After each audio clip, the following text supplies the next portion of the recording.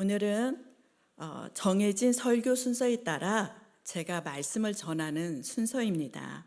다만 새해가 시작됐기에 출애굽기 본문을 잠시 멈추고 살아있는 소망과 구원의 기쁨의 제목으로 말씀을 준비해 보았습니다.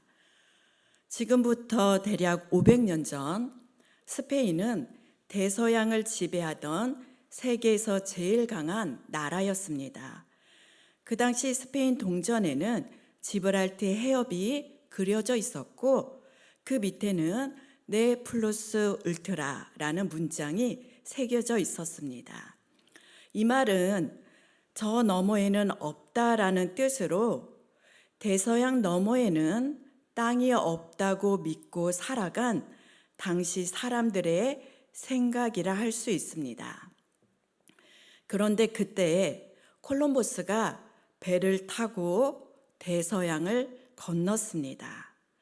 모든 사람들의 만류에도 대서양 너머에는 무엇인가 있다고 믿고 항해를 시작한 것입니다. 그리고 마침내 아메리카 신대륙을 발견했습니다. 새로운 땅이 발견되자 사람들은 모두 깜짝 놀랐고 그동안 자신들이 가졌던 생각이 틀렸다는 것을 깨달았습니다. 이것을 계기로 스페인 동전에는 새로운 말이 새겨지게 됩니다. 네 플러스 울트라에서 우리말로 없다를 뜻하는 네 자를 뺀 후 플러스 울트라만 새겨진 것입니다. 네 자가 빠진 이 말의 뜻은 저 너머에도 있다는 뜻입니다. 스페인 사람들도 새로운 땅을 인정한 것입니다. 저 너머에도 있다는 말은 신앙생활에도 적용해 볼 수 있습니다. 우리는 세상 사람들과는 다르게 이 세상 너머에도 또 다른 세계가 존재한다고 믿고 살아갑니다.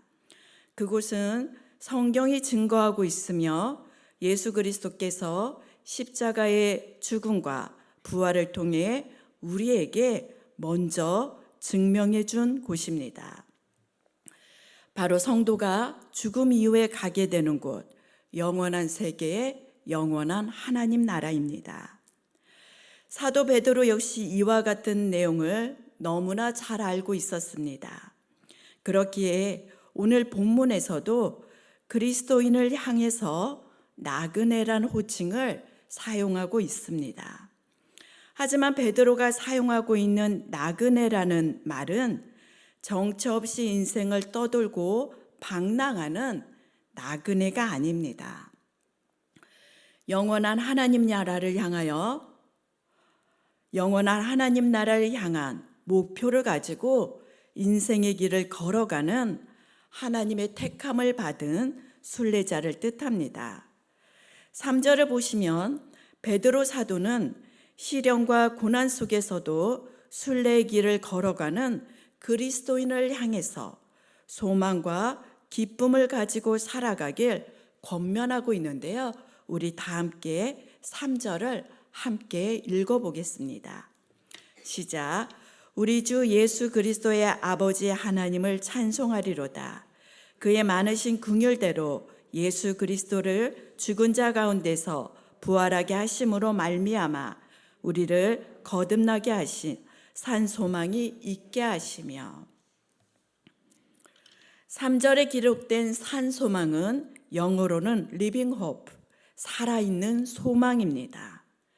산 소망의 참된 의미를 알기 위해서는 반대적 의미가 무엇인지 알면 뜻을 쉽게 이해할 수 있는데요. 산 소망의 반대말은 어렵지 않습니다. 거짓 소망, 가짜 소망 또는 죽은 소망이라고 할 수 있습니다. 단순하게 말씀드리면 거짓 소망은 죽었기 때문에 영원하지 않은 소망입니다. 예를 들어 보겠습니다. 신앙의 유무와 상관없이 사람들은 새로운 해가 되면 어김없이 새로운 소망을 품고 새해를 맞이합니다. 새해 복 많이 받으세요. 부자 되세요. 새해에는 더욱 건강하세요. 와 같은 덕담을 하는 것은 모두 상대를 축복하며 잘 되기를 소망하며 건네는 새해 인사말이라 할 수 있습니다. 이런 축복의 인사말은 좋은 것들입니다. 또는 새로운 해를 맞이해 새로운 꿈과 희망을 품는 것도 세상을 살아가는 사람들에게는 대체로 필요한 일들입니다. 하지만 이러한 것들은 베드로 사도가 말하고 있는 산소망은 될 수 없습니다. 왜냐하면 산소망은 사람의 소원함 또는 사람의 능력으로 이루어질 수 없기 때문입니다. 그렇다면 사도 베드로가 전하는 산소망이 될 수 있는 가장 중요한 근거는 무엇일까요? 3절을 한 번 더 보시면 확인할 수 있는데요. 제가 다른 번역본인 우리말 성경으로 3절을 한 번 더 읽어드리겠습니다. 제가 읽어드리는 말씀을 경청해 주시기 바랍니다. 우리 주 예수 그리스도의 아버지 하나님을 찬양합니다. 하나님께서는 그분의 풍성하신 긍휼을 따라 우리를 거듭나게 하시고 예수 그리스도를 죽은 사람들로부터 살리시어 산 소망을 얻게 하심으로. 사랑하는 성도 여러분, 산 소망, 살아있는 소망은 누가 얻을 수 있는 것입니까?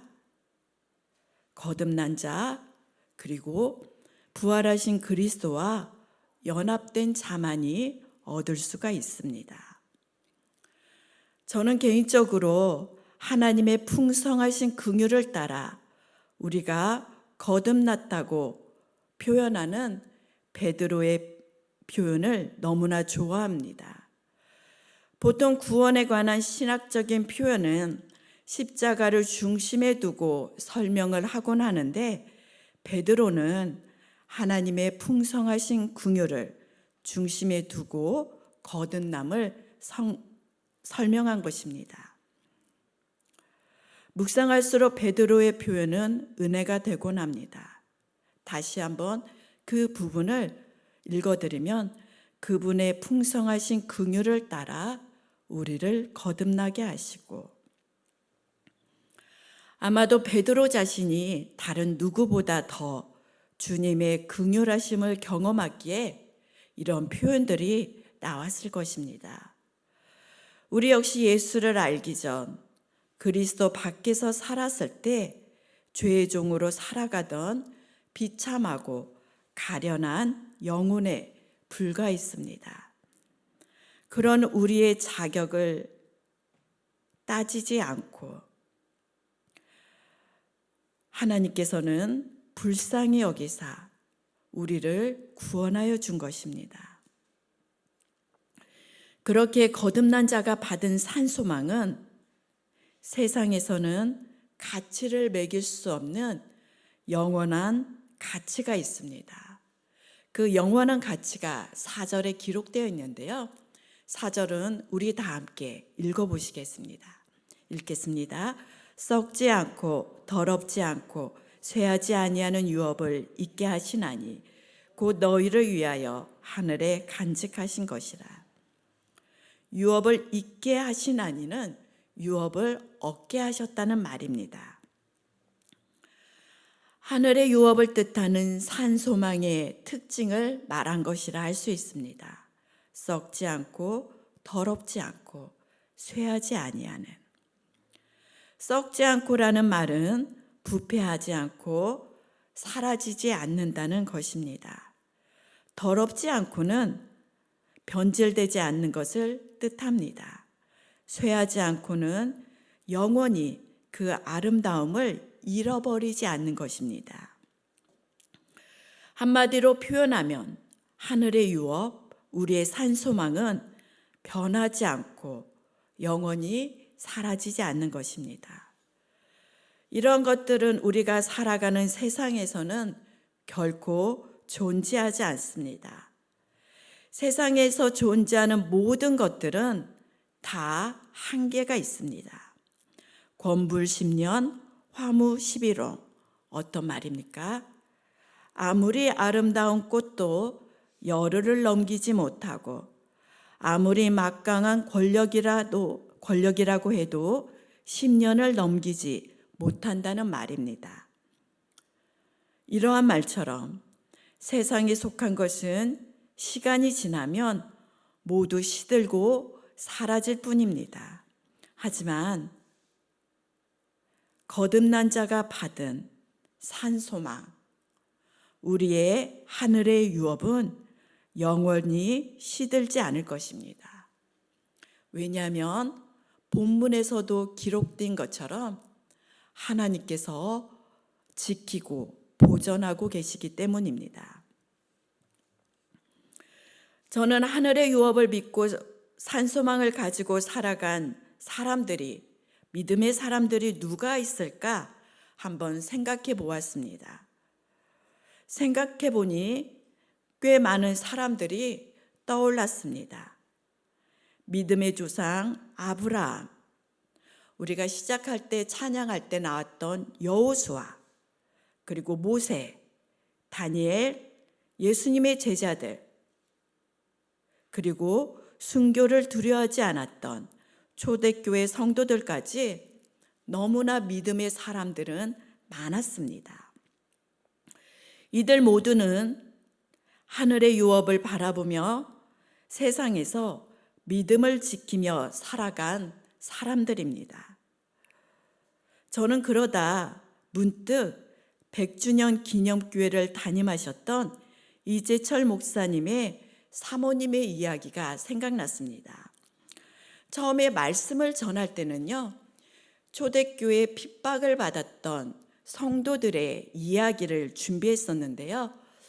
말씀을 묵상하던 중간에 이재철 목사님의 이야기가, 사모님의 이야기가 생각나서 제가 한번 전해보겠습니다. 지금은 많은 사람들에게 존경을 받고 있는 이재철 목사님도 한때는, 자막은 조금 후에 보여주시기 바랍니다. 이재철 목사님도 한때는 매일 술을 마시고 새벽에야 집에 들어오셨다고 합니다. 교회는 정말 오래 다니셨지만 주님을 인격적으로 만나지 못했기에 능력 있는 젊은 사업가로 방탕하게 세상을 살아갈 때입니다. 지금의 목사님의 모습을 생각하면 결코 상상하기 어려운 모습들입니다. 어느 날 그날도 역시 새벽 2시경에 집에 들어오셨다고 합니다. 보통은 새벽에 들어갈 때도 조용히 들어가지 않고 꼭 아파트 초인종을 눌러서 가족들의 잠을 깨웠고, 술을 마시고 들어온 새벽에도 아내, 즉 사모님이 차려주는 밥을 그 새벽에 꼭 먹고 잠을 잤다고 합니다. 그런데 어느 날 새벽, 그날도 술에 취해서 새벽에 집에 돌아왔는데 그때는 주머니 속에 있던 아파트 현관 열쇠가 손에 잡혔다고 합니다. 그래서 그날은 현관문을 스스로 열고 집에 들어갔습니다. 그리고 조용히 방에 들어가 보니 잠을 자고 있던 사모님의 머리맡에 놓여진 노트, 일기인 것 같습니다. 일기가 눈에 보였는데 그날따라 도대체 아내가 무엇을 그리 적는지 한번 꼭 읽어볼 마음이 들었다고 합니다. 그래서 무심코 노트를 들어서 읽어 내려갔는데요. 노트에 적힌 내용을 읽었던 목사님은 큰 충격을 받았다고 합니다. 노트에 적힌 내용은 다음과 같은데요. 목사님께서 초기에 여러 번 간증하셨고 널리 알려진 내용이라 제가 그대로 사모님의 일기에 적힌 내용의 일부를 읽어드리겠습니다. 나는 오늘도 버스를 타고 수유리 너머로 갔다. 시골길을 하염없이 걸으면서 오늘도 어김없이 죽음을 생각했다. 약을 먹고 죽을까? 아니면 손목을 그어서 죽을까? 그러나 그것은 내가 취할 길이 아님을 나는 다시 한 번 더 확인하고 되돌아왔다. 나를 살리기 위해 십자가에서 돌아가신 주님께서 주님의 뜻을 위해 내게 주신 남편이므로 나는 사랑해야만 한다. 나는 할 수 없지만 주님께서 사랑하라 명령하심으로 나는 사랑해야만 한다. 주님 도와주세요. 나의 약함을 잘 아시잖아요. 그날 밤 이재철 목사님은 일기를 읽고 큰 충격을 받고 서재로 들어가서 밤새 울었다고 합니다. 주변에서는 유능한 젊은 사업가로 인정을 받았지만 사모님의 글을 통해 방탕하게 살아가던 자신의 민낯을 그날 밤 본 것입니다. 처음에는 아내가 불쌍해서 울고 그 다음에는 자신을 낳아준 어머니가 불쌍해서 울고 결국은 마지막에는 자신이 불쌍해서 크게 울었다고 합니다. 그리고 난생 처음으로 낮은 마음으로 주님의 이름을 불러보았습니다. 그날 밤 주님께서는 가련한 영혼을 가졌던 목사님을 외면하지 않았습니다. 목사님께 찾아오셔서 포근하게 안아주셨고 성령님을 통해 영원토록 함께 하시겠다는 세미한 음성도 목사님의 내면에 들려주셨다고 합니다. 그날 밤 주님께서는 이재철 목사님의 참 주인이 되셨을 뿐만 아니라 사모님이 고백하는 대로 사모님이 울며 기도한 대로 주님의 뜻대로 목사님을 착하고 충성된 종으로 주님의 종으로 사용하셨던 것입니다. 물론 사모님이 겪었던 고통은 베드로전서 수신자들이 겪었던 고난의 상황과는 많이 다를 수 있습니다. 그 당시 소아시아에 흩어져 살던 그리스도인들이 겪었던 고난은 로마의 대화제로 인한 박해와 순교, 불신자 세상에서 신앙을 지키며 살았기에 받았던 애매한 오해와 미움, 그리고 악하다는 중상모략까지 너무나 많은 사람이 감당하기에는 어려운 고난을 모두 받았습니다. 안전한 거처, 따뜻한 거처는 생각도 못했기에 흩어져 살아가는 나그네로 살아갔던 것입니다. 하지만 신앙을 지켜낸 이들에게는 공통점이 있습니다. 바로 고난과 시련 속에서도 주님을 기억하며 영원한 하나님을 바라보며 현재의 고난을 사람들과는 다르게 해석하며 살아간 것입니다. 7절을 통해서도 이것을 확인해 볼 수 있는데요. 7절 역시 다 함께 읽어보겠습니다. 시작. 너희 믿음의 확실함은 불로 연단하여도 없어질 금보다 더 귀하여 예수 그리스도께서 나타나실 때에 칭찬과 영광과 존귀를 얻게 할 것이라. 성경은 곧잘 성도의 믿음을 연단하는 것을 연단되는 금으로 비유하곤 합니다. 뜨거운 불에 넣어져야 금에 붙어 있는 수많은 불순물을 제거하는 것처럼 성도의 믿음 역시 성경은 언제나 연단의 과정을 거쳐야 믿음이 단련된다고 말합니다. 즉, 성도의 믿음 역시 시간에 따라 저절로 연단되는 것은 아닙니다. 그런데 금과 믿음은 연단하면 연단할수록 다른 결과를 가져옵니다. 금은 불순물이 제거되는 연단 과정이 계속되면 계속될수록 결국 사라지게 됩니다. 아무리 가치 있는 금이라 할지라도 금은 세상에 속한 것이기 때문에 뜨거운 불로 계속 녹이면 영원하지 않고 사라져버리는 것입니다. 하지만 성도의 믿음은 금과는 다릅니다. 베드로가 말씀이 증거하고 있는 것처럼 성도의 믿음은 아무리 많은 연단을 받더라도 결코 없어지지 않습니다. 더욱 순전해지는 것입니다. 그렇기에 저는 여러분에게 성도가 세상을 살아가면서 받는 시험과 고난에 관한 질문을 한번 드려보고 싶습니다.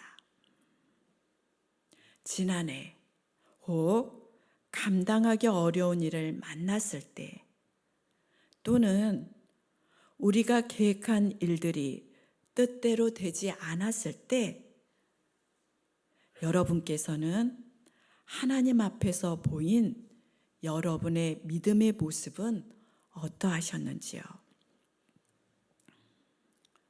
어떠한 상황 속에서도 신실하신 하나님을 향한 믿음을 그대로 지키셨는지요? 고난 속에서도 하나님을 신뢰한다는 것은 결코 쉬운 일은 아닙니다. 하지만 이것을 기억해야 합니다.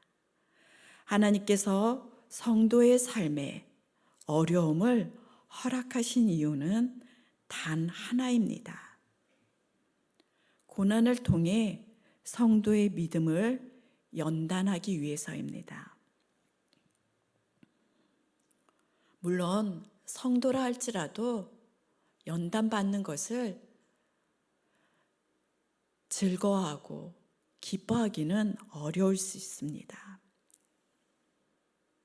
하지만 하나님께서 시련을 통해 그럼에도 불구하고 성도를 단련하는 것은 오늘 베드로 전서에서 베드로 사도가 증거하고 있는 것처럼 단련된 믿음을 가진 성도가 먼 훗날 주님께서 재림하실 때 칭찬과 영광과 존귀를 얻는 순전한 믿음을 가질 수 있기 때문입니다. 사랑하는 성도 여러분, 다시 한번 말씀드립니다. 성도에게 다가온 모든 고난은 예외가 없습니다. 우리의 믿음의 연단을 위해서 사용하는 하나님의 도구입니다. 연단된 성도가 칭찬과 영광과 존귀를 얻기 때문에 하나님께서는 그 상황을 허락하고 계시는 것입니다. 그렇다고 해서 하나님께서 고난을 허락하셨다고 해서 고난 겪는 성도만 어려움 가운데 내버려 두고 저 멀리서 지켜만 보는 분은 아니십니다. 하나님은 그 고난의 상황 속에서도 성도를 보존하고 계십니다. 또한 오늘 말씀을 통해서 성도가 꼭 기억해야 되는 신앙의 한 부분이 있는데요.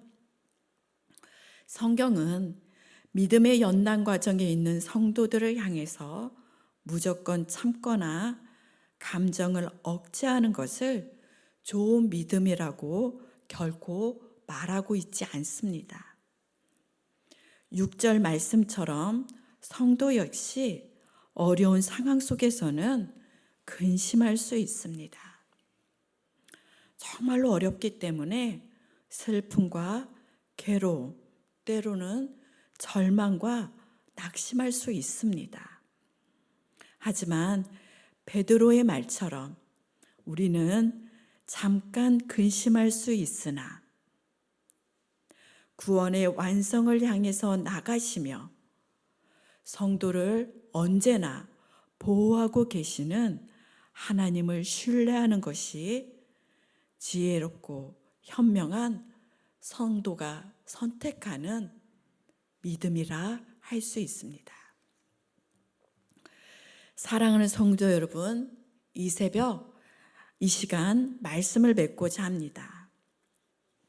하나님께서 선물로 허락하신 2024년도 새해가 찾아왔습니다. 세상은 청룡의 해라고 여러 가지 의미를 붙이며 새해를 맞이하지만 우리는 세상과는 다르게 새해를 맞이하고 보내면 좋을 것 같습니다. 우리는 말씀과 예수 그리스도께서 증거하고 있는 영원한 나라를 향해 나아가는 순례자로서 새해를 맞이하길 소망합니다. 순례자의 삶에는 산소망과 구원의 기쁨의 노래가 있습니다. 이미 구원을 받았지만 완전한 구원을 향해 나아가는 그 영원한 나라에 대한 사모하는 마음이 있기에 때로는 힘이 들어도 성도는 이 세상에서 하나님을 찬송하며 걸어갈 수 있는 것입니다. 이것이 바로 순례자의 삶이며 초대교회 그리스도인들이 보여준 믿음입니다. 그렇기 때문에 초대교회 성도들이 시련 속에서도 말할 수 없는 영광스러운 즐거움으로 기뻐하며 고난을 지난 것입니다. 그 고난 속에서 영광스러운 즐거움으로 기뻐하며 신앙을 지켜낸 것입니다. 이 자리에 모인 저와 여러분 역시 그들과 동일한 자들 아닙니까? 우리 역시 하나님의 백성이며 그리스도를 따르는 예수님의 제자들입니다. 삶의 모양은 그때와 다를 수 있지만 현재도 삶의 모양은 우리가 각자 다를 수 있지만 우리는 성도이기에 하나님께서 선물로 주신 새해를 살아가실 때 영원한 하나님 나라를 향해 걸어가시며 세상에는 불로 연단된 깨끗한 믿음을 보이시며 순전한 신앙을 지키시며 살아가시는 저와 여러분 되시길 진심으로 소망하고 축복드립니다.